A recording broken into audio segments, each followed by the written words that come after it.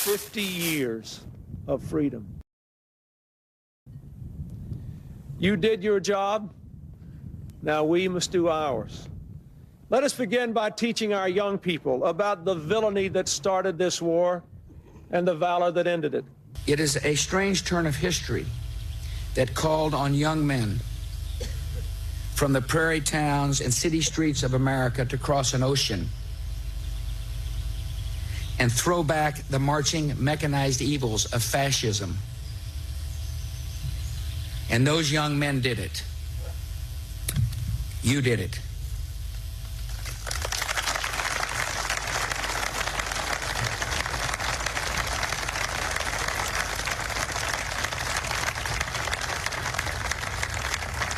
Freedom is worth it. Democracy is worth it. America is worth it. The world is worth it. Then, now, and always. And here's how Donald Trump views fascism and Hitler, in the words of someone who served his country in uniform for decades and also served as the longest chief of staff to Donald Trump. He commented more than once that, that Hitler did some good things too. And of course, if you know history, again, I think he's lacking in that. But if you know what Hitler was all about, it'd be pretty hard to make an argument that he did anything good. Looking at the definition of fascism, it's a far-right, authoritarian, ultra-nationalist political ideology and movement characterized by a dictatorial leader, centralized autocracy, militarism, forcible suppression of opposition, belief in a natural social hierarchy. So certainly, in my experience, those are the kind of things that he thinks would work better in terms of running America. He's certainly an authoritarian, admires people who are dictators. He has said that. So he certainly falls into the general definition of fascist, for sure. That's where we start today with some of our favorite experts and friends. Tim Miller's here. He's the host of the Bulwark podcast and former RNC spokesman. Also joining us, retired four-star general, MSNBC military analyst Barry McCaffrey's here. Democratic strategist and president of Brilliant Corners Research, Cornell Belcher's back. And with me at the table for the hour, the host of the Fast Politics podcast and special correspondent for Vanity Fair, Molly Jong-Fast is here. General McCaffrey, I start with you.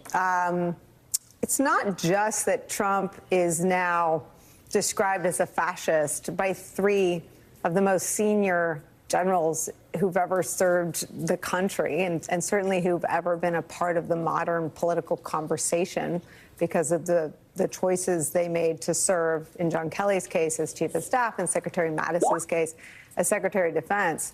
But by all three of them describing Donald Trump as a fascist, Generals Milley and Mattis to author Bob Woodward, and John Kelly in his own words to Mike Schmidt of the New York Times, the country has to grapple with what that means, not just in 14 days, but about our history. We are a country that describes and agrees that the greatest generation is the generation that fought fascism, is the generation that fought Hitler, who Donald Trump says, quote, did a lot of good things too. How do we do that? It's very difficult to address this issue rationally. It's so preposterous. Hitler and his generals murdered 21 million people, the mentally ill, the gypsy population, 6 million Jews. They killed the sick, the elderly, the prisoners of war. They devastated Europe from the Ural Mountains all the way to the English Channel. We had 400,000 plus U.S. troops killed during that conflict. My dad served, all three of my uncles. The nation came together. We put 16 million men and women into uniform to try and roll back this evil. It's simply beyond belief that Trump could take this stance. And by the way, Kelly, I've known for decades. He's one of the finest public servants, Marine generals we've ever produced. man of rock-like integrity. Trump then responds to him that he's a lowlife and a degenerate. Who talks like that? This guy is a basic threat to the security of the United States and to our Constitution.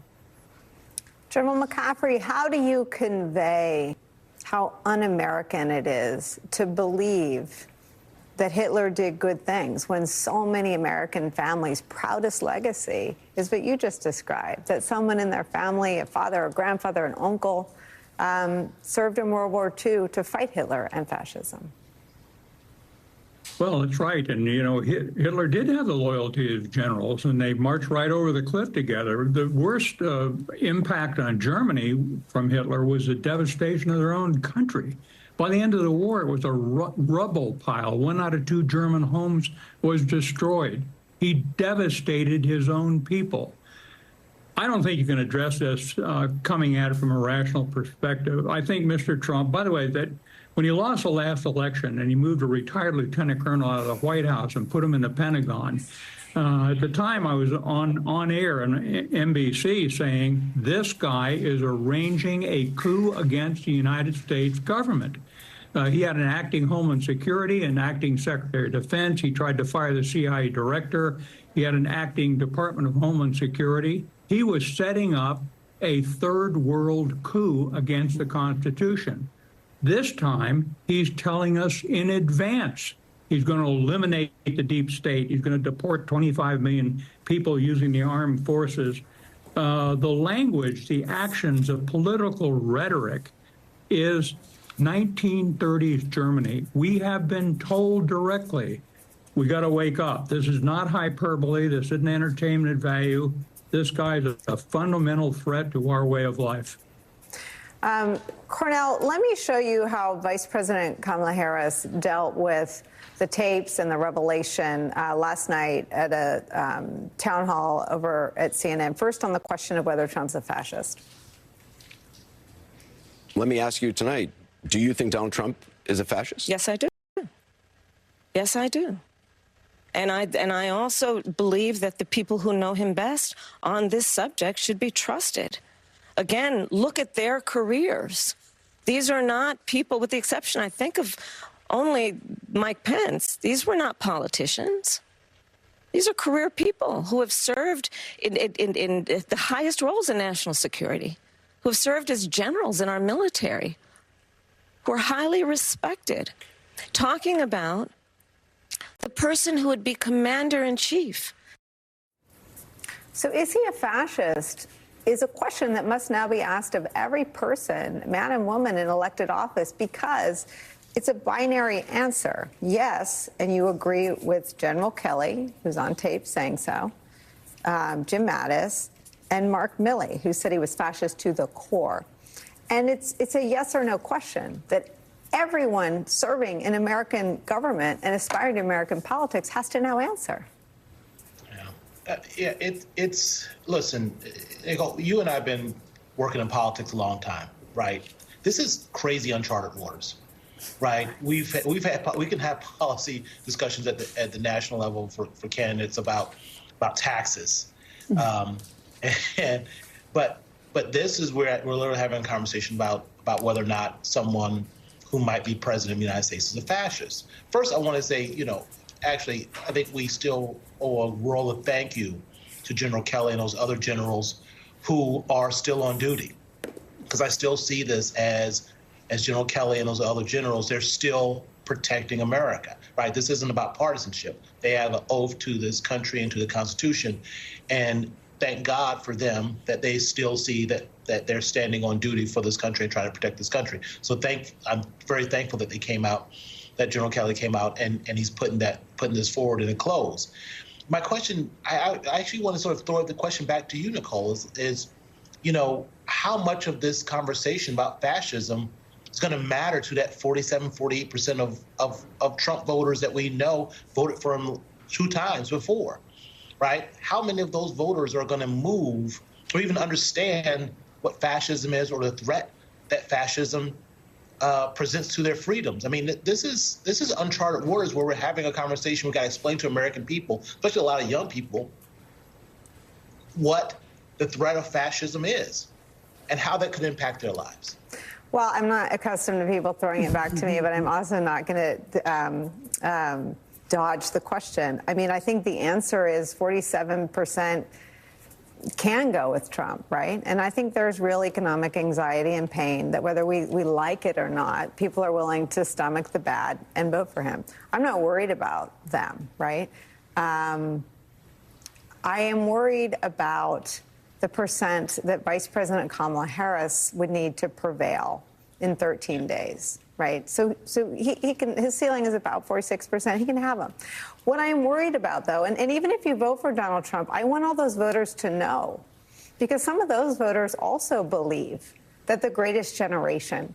I can't watch those clips of those presidents talking at D-Day without crying.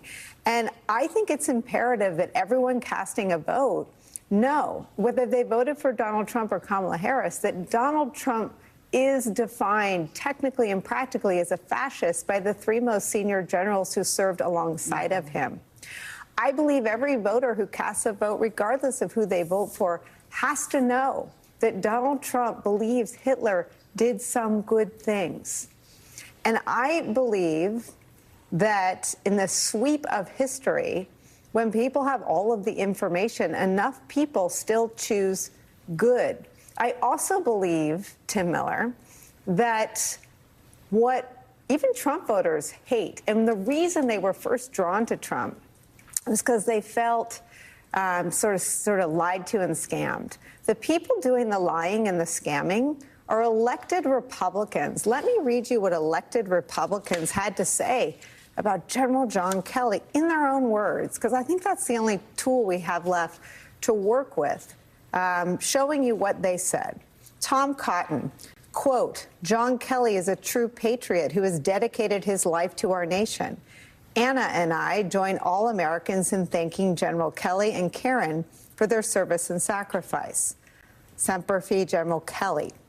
Lindsey Graham, when Kelly faced calls to resign over the Woodward book, quote, even a fifth grader would understand that General Kelly has provided sound advice to and invaluable leadership for President Trump. John Kelly is the right man at the right time for this White House and this president.